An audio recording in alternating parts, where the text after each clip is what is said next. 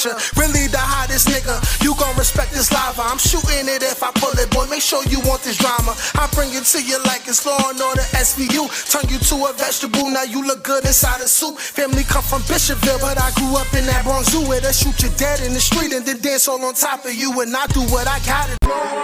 Started. Please don't get me started. Started. What up, y'all? It's natealmighty, aka the Global Dark Skin Ambassador. Once again, I said I'm starting something new that I don't see no one else do that's in this lane of YouTube work that I do. And that's me reviewing and reacting to prison stories from all around the world. So right here, I got a channel that I kept coming across called Texas Prison Stories. And this is about a prison girlfriend named CoCo, right? Who was, just a girlfriend. Go ahead, subscribe to Texas Prison Stories if you haven't already. Like I said, this is just me getting to understand what's going on in these other prisons across the country and all around the world. This is not to do any hating. This is not to, like I said, be a hater. Texas Prison Stories, if you decide that you want to look through my videos and do the same thing, feel free to do so. That's better than putting a copyright claim or having YouTube strike against me. But without further ado, here we go.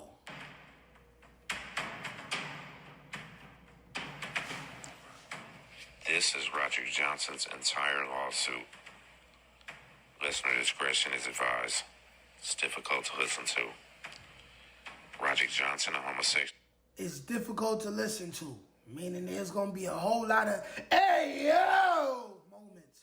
So if you hear me say, hey, yo, a few times, you know why I'm saying, hey, yo. All right, so let's keep going. With no history of violence and very little prison experience, came into the custody of the Texas Department of Criminal Justice early January 2000. He was sent to diagnostic unit at Gurney and then to Huntsville for processing and classification. Mr. Johnson informed prison officials at both institutions that he was gay. Because his background and characteristics made him a likely target for sexual victimization, prison officials in Huntsville appropriately housed him in safekeeping. A state classification unit member assured him he would remain in safekeeping throughout his sentence. At Allred unit, a unit classification committee, also known as UCC, consisting of 3 or more officials, makes decisions on whether inmates require safekeeping at their prison. The Texas Department of Criminal Justice defines safekeeping in its Safe Prisons program as a status that permits the unit/facility to house vulnerable individuals and other potential victims together, separate from more aggressive offenders. PC. He's talking about PC, y'all. Protective custody. That's what he's talking about. Safekeeping status is reserved for those offenders who require separate housing in the general population because of substantiated threats to their safety due to a potential for victimization, i.e. enemies in the general population, a history of homosexual behavior, or other similar reasons. Things like that, predators. Mr. Johnson met and meets the criteria for placement in safekeeping status. Defendants have known for years of the pervasive and substantial risk of sexual assault at Allred. They were also aware that Mr. Johnson was vulnerable to sexual victimization. Nevertheless, they failed to take reasonable measures to prevent him from being victimized. In September 2000, when Mr. Johnson arrived at Allred, a unit classification committee that included Major and other officials promptly explained to Mr. Johnson that we don't protect punks on this farm. At the initial classification hearing at Allred, the defendants placed Mr. Johnson in the general population on 8 building. Predatory inmates then raped Mr. Johnson almost immediately. Damn. These inmates gave Mr. Johnson the name CoCo. Look at that. Look at that.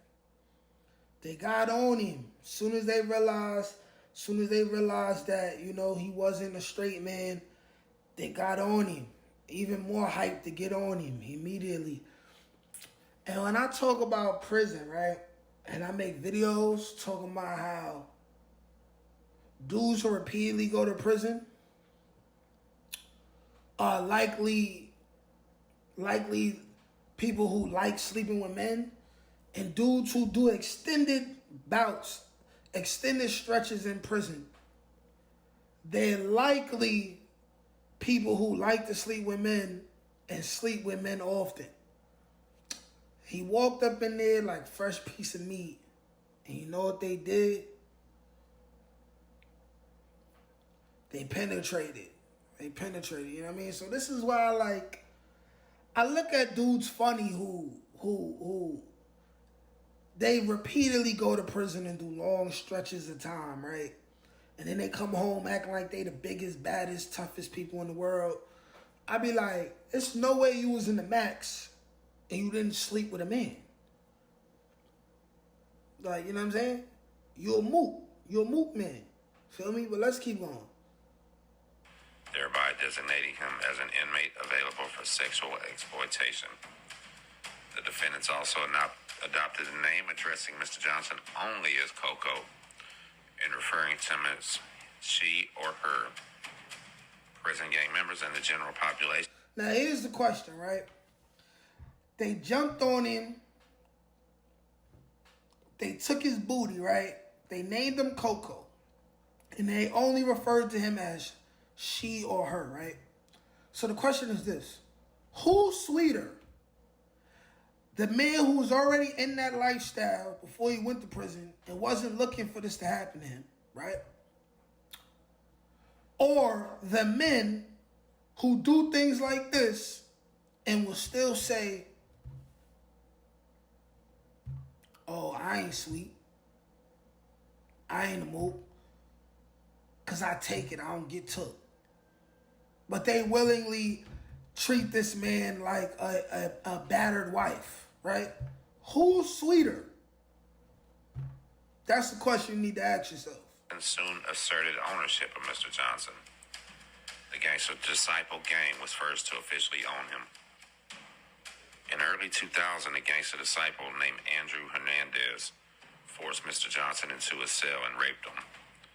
Afterwards, other gang members congratulated Hernandez for his conquest of Mr. Johnson. Mr. Johnson informed Sergeant Willingham and Assistant Warden Mooneyham that he had been raped and that he feared for his life. He asked for medical attention. They refused, stating that immediate medical care was available only in cases of emergency. On information and belief. How is that not an emergency? His booty got forcibly taken away from him. When is that not an emergency? Outside of prison, that's an emergency. They did this man foul. Willingham and Mooneyham did not even investigate the report at all. Of course they did. After Mr. Johnson reported the rape to them, he would continue to be raped and sexually abused every day until mid-November 2000. Hernandez also forced Mr. Johnson. Hold on, we gotta pause this real quick. Guess we gotta let it ride. To clean his cell, make his bed, and cook his food. Hernandez told Mr. Johnson that if he did not submit, Hernandez would have killed him. In mid-November 2000, Hernandez began sharing Mr. Johnson with his friends and forcing Mr. Johnson to perform sex acts on them. During this time, gang members badly... You know what that means. He was making... And we talking about the GDs. They was wilding. He shared his girlfriend with his other GD homies and was telling them like, yo, give my boy the neck right now. They probably running trains, all that. Foul.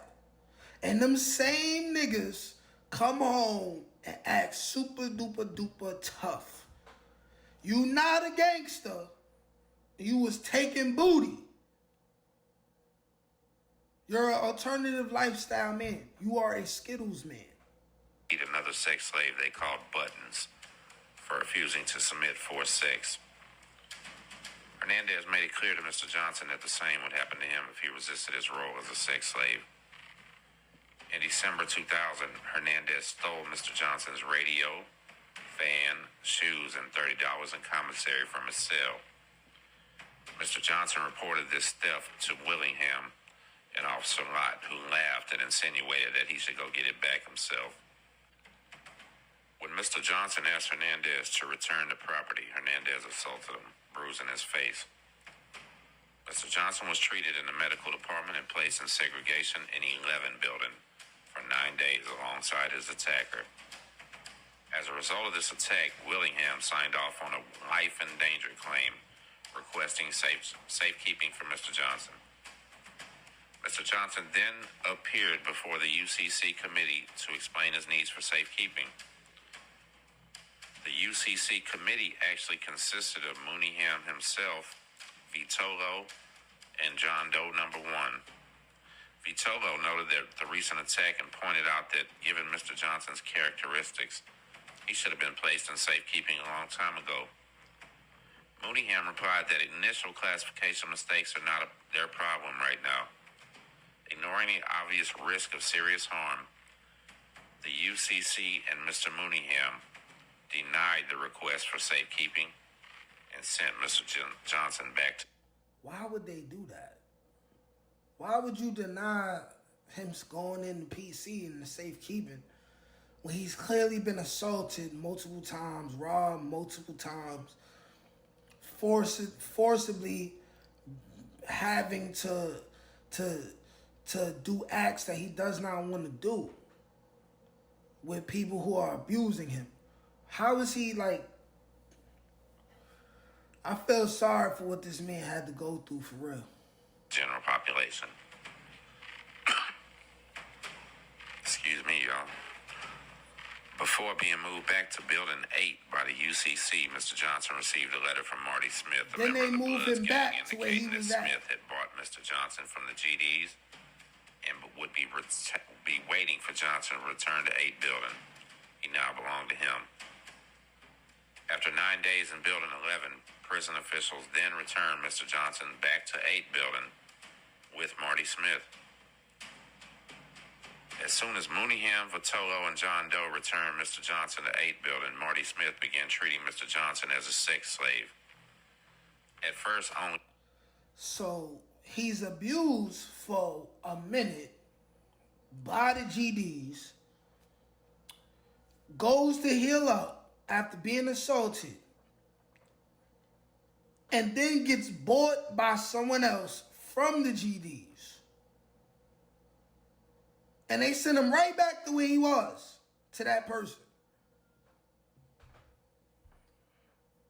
That's crazy. Smith raped Mr. Johnson. Soon, however, Smith began forcibly selling Johnson to other inmates. In 2001, desperate for help, Mr. Johnson wrote the first of several letters to Defendant Wright, the director of classification, explaining that other inmates were sexually attacking him and asking for safekeeping, please. Of course, Defendant Wright ignored the letters. In mid-January 2001, 3 inmates in the Crip gang assaulted Mr. Johnson in the back stairwell of Building 8. They called him a renegade for not obeying their orders. Mr. Johnson reported the attack to Sergeant Matthews. Sergeant Matthews refused to report the attack and took no other steps to investigate the complaint or protect Mr. Johnson from further injury. Mr. Johnson also sought help from the Allred Unit Security Threat Group. The STG investigates gang problems on the unit. Mr. Johnson notified Sergeant Stiegel and Officer Canedo of the STG group about his problems with the gangs and the sexual attacks he was forced to endure. They took zero action. On February 1, 2001, Mr. Johnson again wrote Wright requesting safekeeping, pleading for protection. That was like 4 or 5 He was ignored. times, bro. Mr. Johnson appeared before the UCC again in mid-February 2001. They told him you need to get down there and fight or get you a man. That was their response. Fight.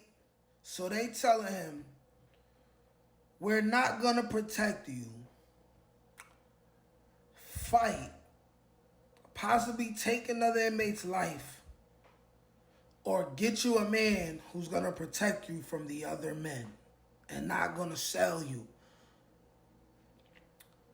like the GDs did and the Crips did, right? That's preposterous. You see how prison is really purposely designed for you to suffer.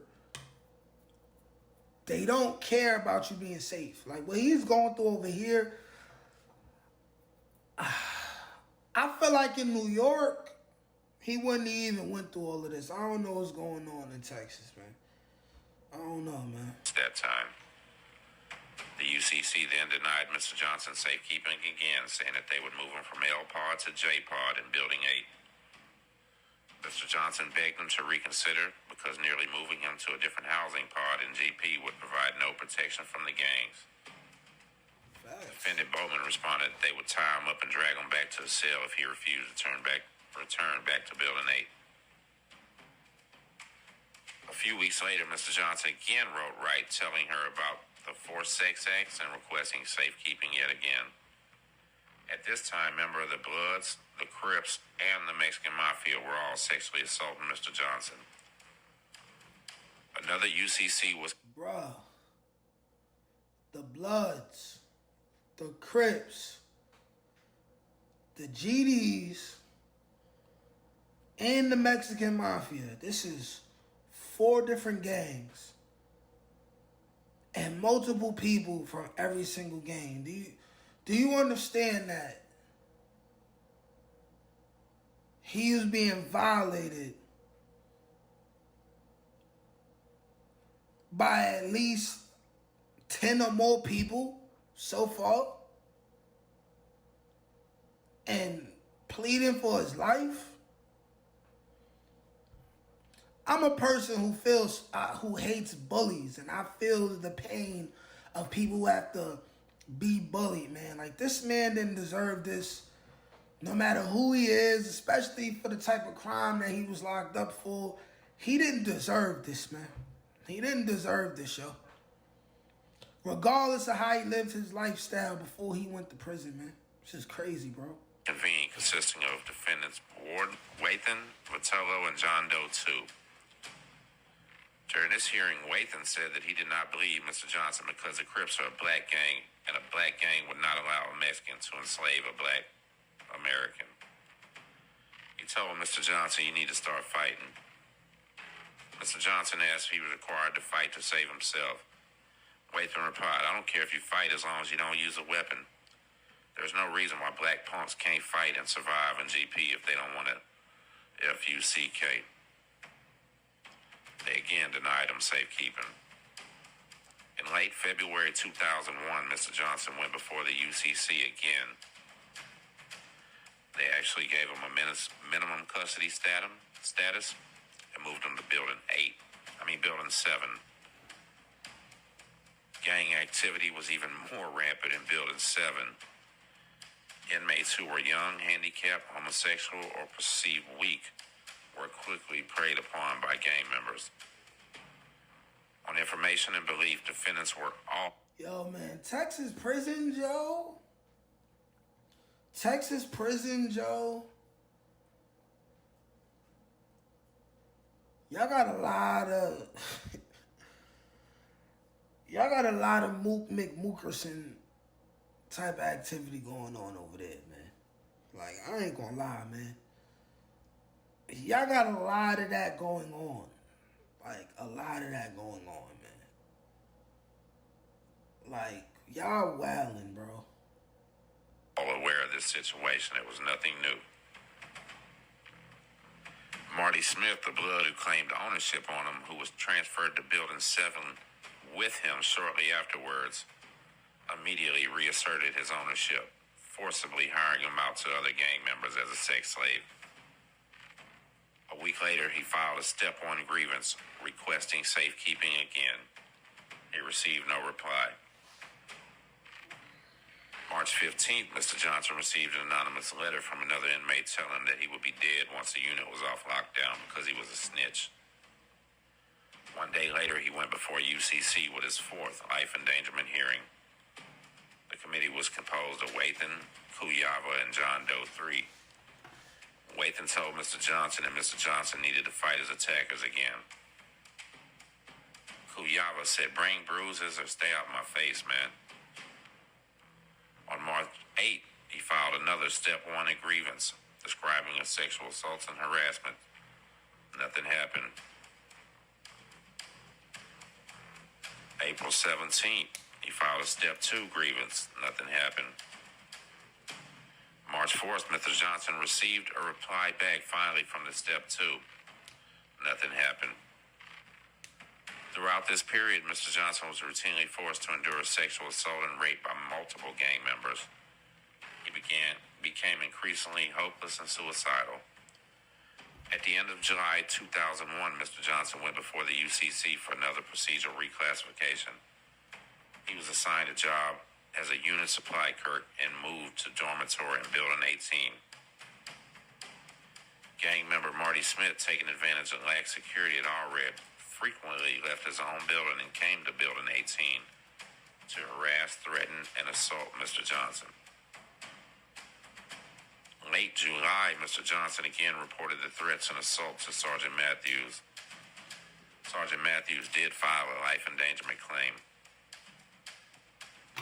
August 2001, Mr. Johnson appeared before the UCC again on his fifth life endangerment claim. The UCC on this occasion was composed of Wathan, John Doe 4 and 5. Defendant Wathan told Johnson that Building 18 was entirely safe. On information and belief, they knew that was untrue. Again, they denied him safekeeping. Soon after, Mr. Johnson was transferred to Building 18.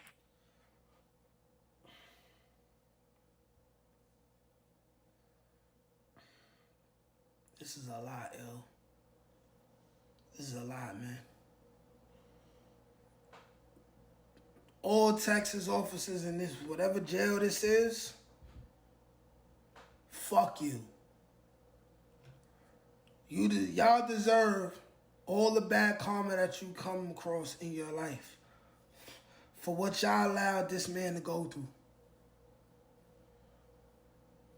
Whether he lived an alternative lifestyle or not, he's still a brother. That's all I gotta say about that. The Tango Blast gang in Unit 18 targeted him for sexual victimization. A Tango Blast gang member named Eric Carbonneau began threatening Mr. Johnson with violence unless he submitted to sex. The Crips and the Mandingo Warriors also began demanding sex from Mr. Johnson. Starting in August 2001 and continuing for 5 months to December 2001. The Tango Blast gang raped and prostituted Mr. Johnson. Only Tango Blast gang members were allowed to use Mr. Johnson's body during this time. During this period, Mr. Johnson fell into deep despair and hopelessness.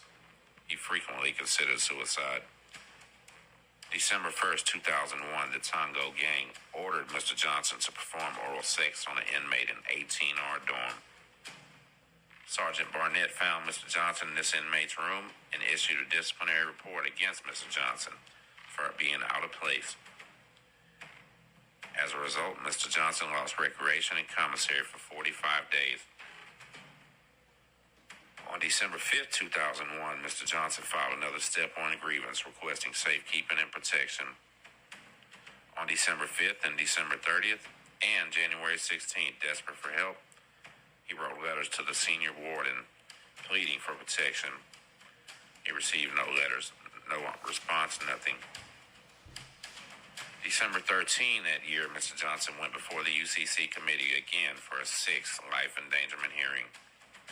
Prior to the hearing, an inmate named Gilstrap, a member of the Mandingo Warriors gang, forced Mr. Johnson to put makeup on his face before he attended the hearing. The committee for this life endangerment claim consisted of defendants Bowman, Kuyava, Rangel,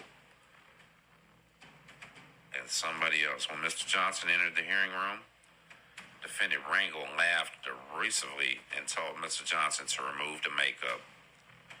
Bowman told Mr. Johnson, if you want to be a hoe, you'll get treated like a hoe. Go get you a man, preferably a black one since it's the bloods you're having a problem with lately. Kuyava added, you ain't nothing but a...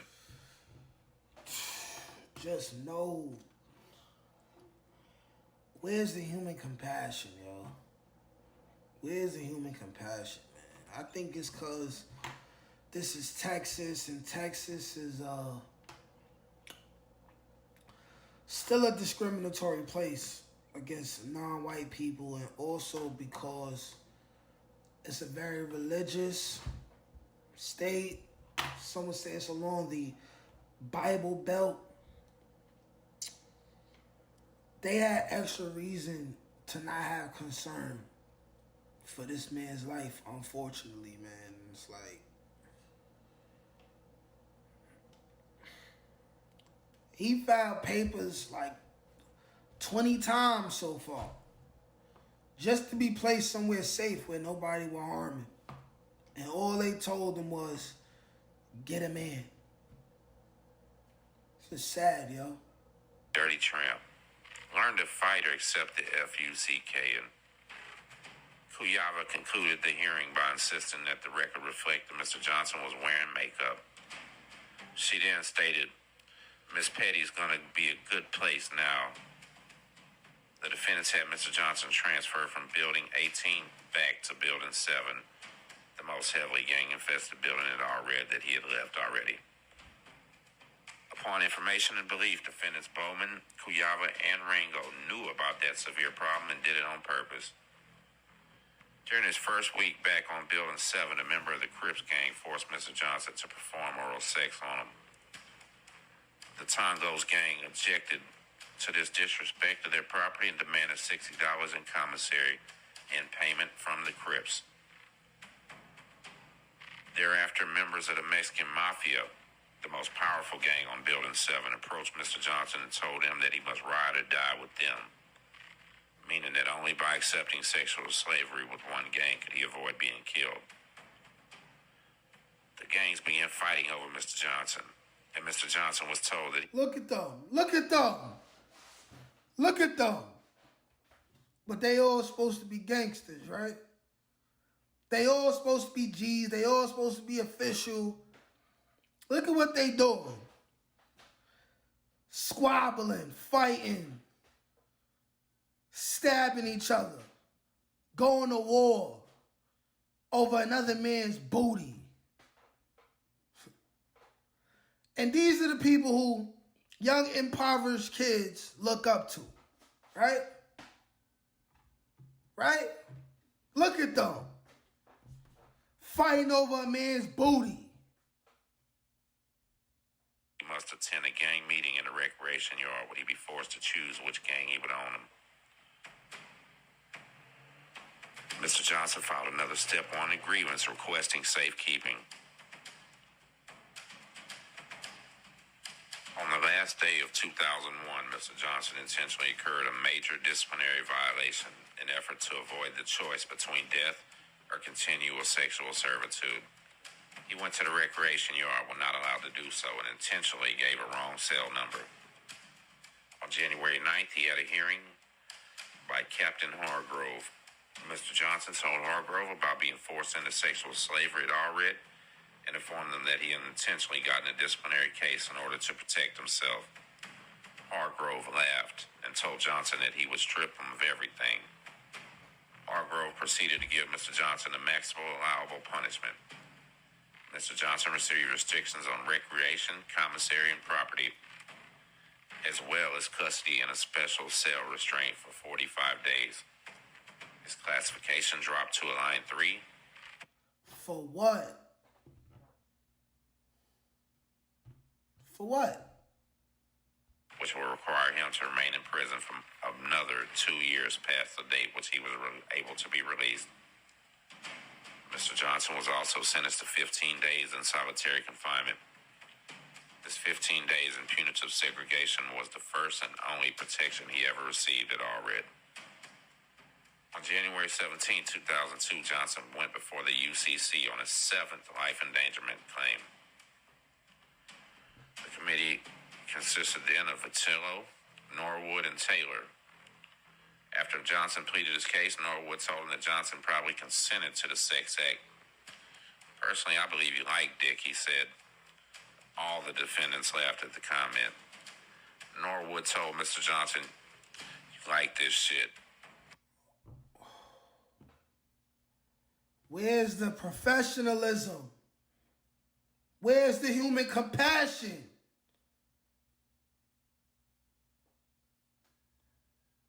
It's bad enough niggas already locked up. Could you corny ass cops at least do your fucking job?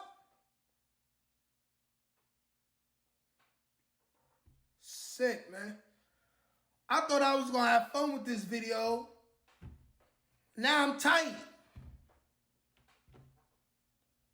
I'm convinced you're in with this gang shit. I don't think you need no safekeeping. You need to be placed on high security. We don't have anything but one cellie, then you can get effed all the time, all day. Taylor then said Mr. Johnson to be on medium custody. Learn to fuck or fight. Mr. Johnson then started sobbing uncontrollably, screaming and pleading with the defendants not to send him back to general population. They laughed. 2 officers then grabbed Mr. Johnson and grabbed him, kicking and screaming for help. The next day, prison officials issued a written denial of Mr. Johnson's grievance due to insufficient evidence. They got off on his brother's pain.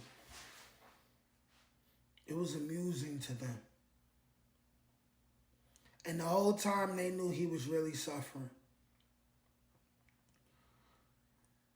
But they didn't care.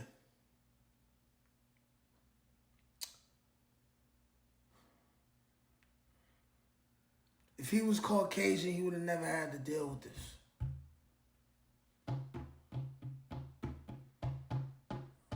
This video, this is crazy, yo.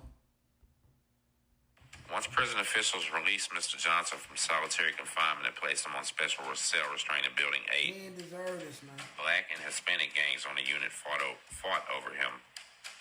Each claimed he was their property. Mr. Johnson received several threatening letters from inmate gang members addressing him as CoCo. Some of the letters threatened physical and sexual violence. Others warned that he had been pegged as a snitch and that he might as well do as you're told. Desperate to get help before he was off cell restriction and back in general population, Mr. Johnson began writing to the ACLU and other organizations. His family also attempted to advocate on his behalf. In 2002, his grandmother sent a life endangerment claim to the TDC ombudsman. On March 7th, the ombudsman office replied that they had investigated the claim and found no support for it. This is Tim Snow's commentary here. Never trust the ombudsman. They're trash. But anyway, on February 22nd, 2002, officials returned Mr. Johnson to general population in Building 8. That night, gang members assaulted Mr. Johnson and forced him to perform sex acts with other inmates. Why did they keep sending him to Building 8? The attacks continued the next day. In despair, Mr. Johnson did not report either attack. February 24, 2002, the Mexican Mafia claimed definitive ownership over Mr. Johnson. The same day, the gang sold him to another inmate who forced him to perform oral sex. While the Mexican Mafia owned Mr. Johnson, the sexual assaults and exploitation escalated dramatically. The gang sold him to scores of other inmates. Gang leaders in Building 8 negotiated with gang leaders in Building 7 for a fee of $5 to $10 in commissary for his sexual services. Gang leaders controlled his life and his body. They told him to whom he had been sold and what he must do for that inmate. They told him that if he refused, he'd be beaten or killed. As a sexual slave, he was repeatedly penetrated anally and forced to perform oral sex at the command of gang members. February 27, 2002, another Mexican gang bought Mr. Johnson's sexual service for a week. He was forced to perform sex acts on 8 inmates in a stairwell, in a shower, and in a cell.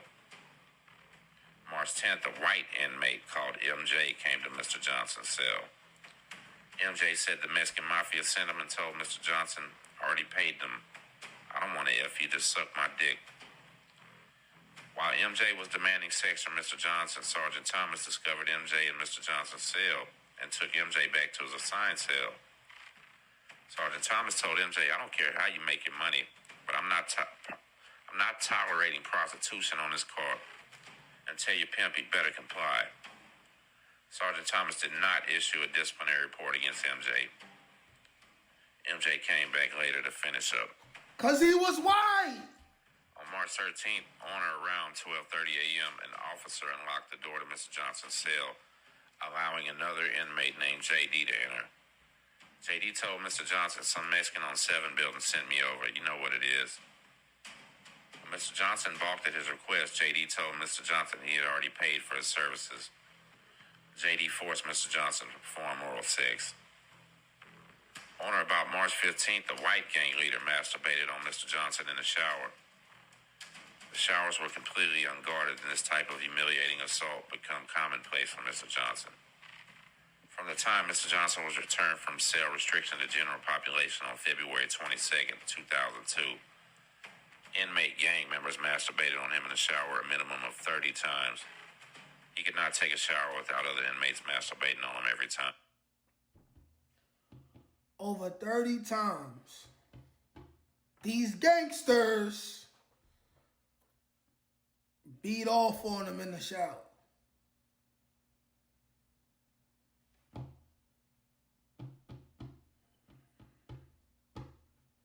What has this world come to?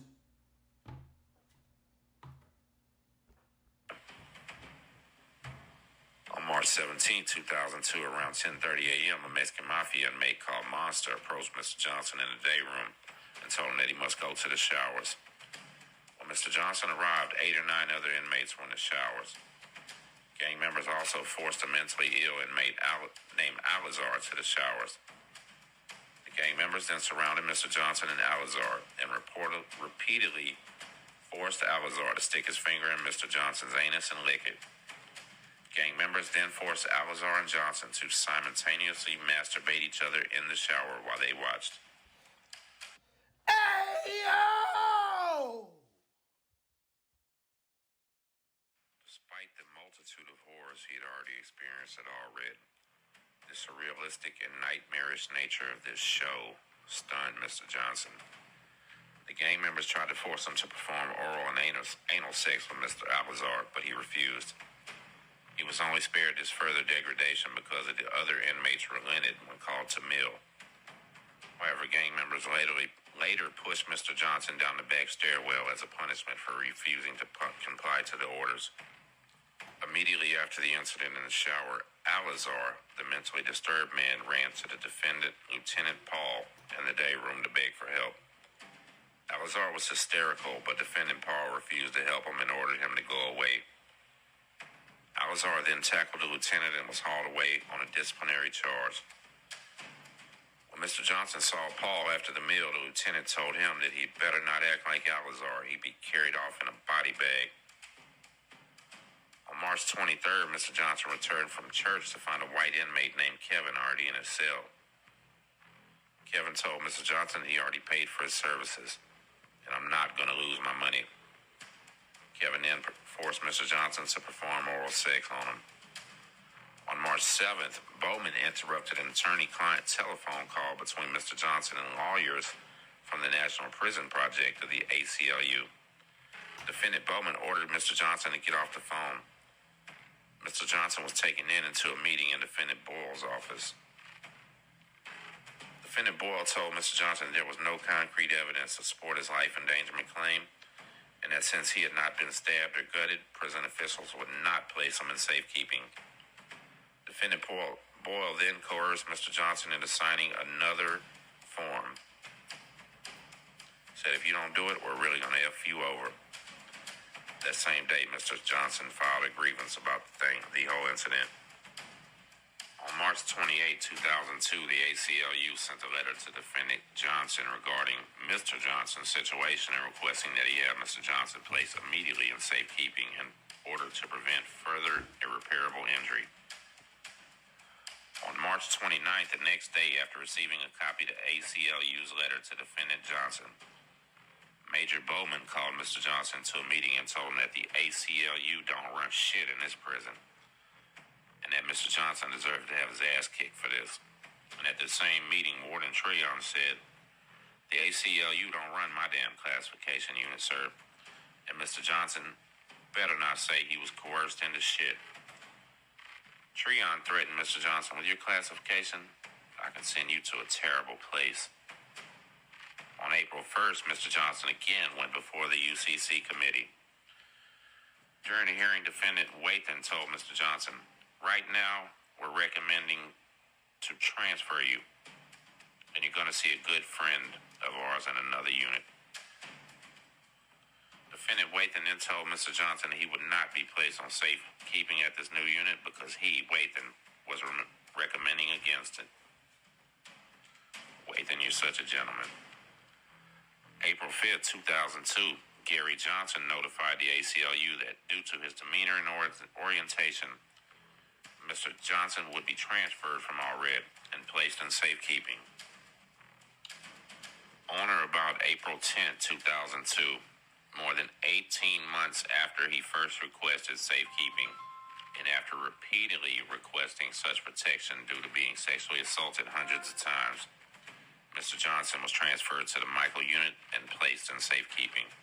Finally. On April 10th, at Mr. Johnson's initial classification hearing at the Michaels unit, a UCC member, Major Fox, announced that an acquaintance of his at Allred had put a note in Mr. Johnson's file stating that Mr. Johnson is a manipulator who makes false claims.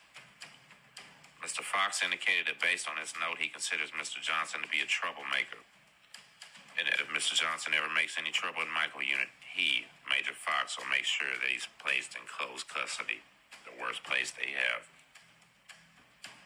Because of his past sexual enslavement by gangs and because gang members have branded him as a snitch, Mr. Johnson faces a substantial risk of further sexual assault, brutal beatings, and even death if he returned back to general population.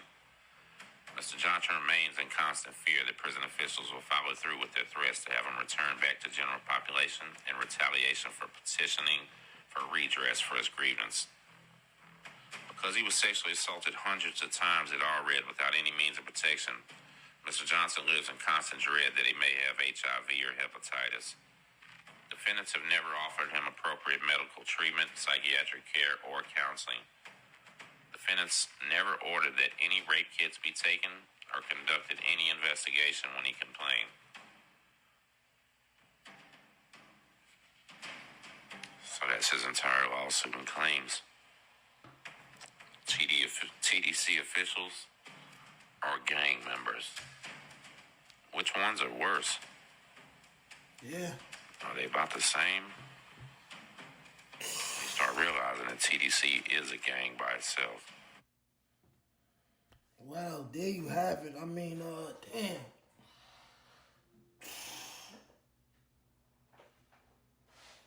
This is the craziest stories I ever heard. I just started doing this series, man, and Lord have mercy, man. It don't matter who you are, where you come from, how old you are. Anyone who's forced to bed someone and they didn't want to do it, and then repeatedly forced to do it, I feel sorry for those people. Because that creates PTSD, that creates depression. The brother Johnson, pause, but the brother whose name is Johnson, he didn't deserve that, man. And this just shows how corrupt prisons are, guards are, and how being a gangster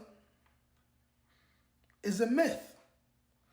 Every single one of these people from all of these gangs that did this to this brother are known as gangsters in the street. But look at what they do. They're degenerates. They take the lives of their own people. You know, they force women to sleep with them. They do bad things to children. They force men to sleep with them. They sell them off and, you know, beat them up if they don't want to do it.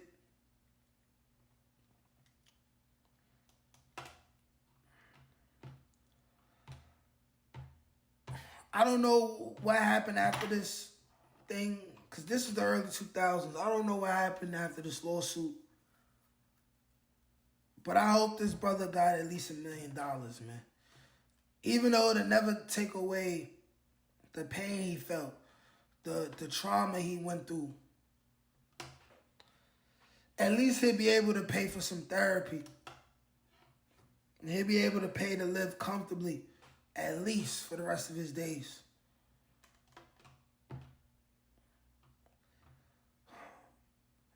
This is my first time ever watching a video from this channel called Texas Prison Stories. They got some heat, man. Go ahead and subscribe to this channel if you're new here. Subscribe to Texas Prison Stories, man. Like, share, comment, subscribe. Peace.